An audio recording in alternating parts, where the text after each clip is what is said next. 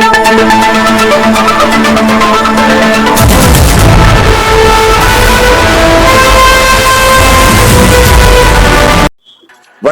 நாம் இருக்கக்கூடிய பகுதியானது ஓசூர் பெங்களூர் தேசிய நெடுஞ்சாலை சிப்காட் பகுதியில் தீபாவளி பண்டிகையை முன்னிட்டு கடந்த 2 தினங்களுக்கு முன்பு கடந்த 2 ஆண்டுகளுக்கு மேலாக ஆமை வேகத்தில் பணி நடைபெற்று வந்த மேம்பால பணிகள் இப்பொழுது ஒரு 90% முடிவடைந்திருக்கிறது.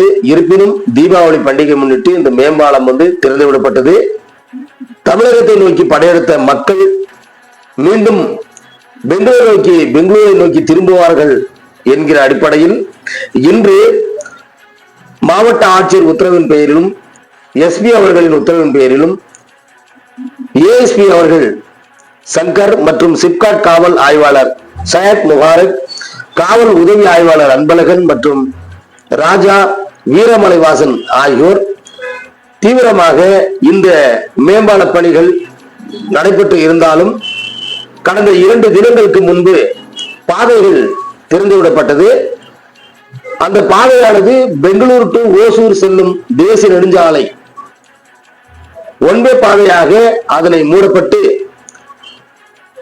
கிருஷ்ணகிரியில் இருந்து ஓசூரை நோக்கி, ஓசூரிலிருந்து பெங்களூரை நோக்கி செல்லும் பாதையானது கடந்த 2 தினங்களுக்கு முன்பு அந்த மேம்பாலம் திறக்கப்பட்ட மேம்பாலத்தை ஒன்வே பாதையாக மாற்றி தமிழகத்தில் குறிப்பாக சென்னை, வேலூர், காஞ்சிபுரம், சேலம், ஈரோடு, கன்னியாகுமரி, கேரளா உள்ளிட்ட பகுதிகளில் இருந்து சுமார் இரவு நேரத்தில் அதிக வாகனங்கள் வரும் என்ற நோக்கத்தில் இன்று மாலை இஎஸ்ஐ பகுதியிலேயே ஒன்வே சாலையாக மாற்றப்பட்டு சர்வீஸ் சாலையிலும் கடந்த 2 நாட்களுக்கு முன்பு திறந்து விடப்பட்ட அந்த மேம்பால பாதையிலும் திருப்பி விடுவதற்கான பணிகள் நடைபெற்று வருகிறது.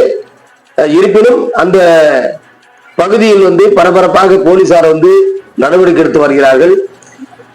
அந்த பகுதியில் அதே பார்த்தீங்கன்னா மாநில எல்லையான சுங்கசாவடியில வாகனங்களை அத்தனையும் பிளாக் ஆயிடுது.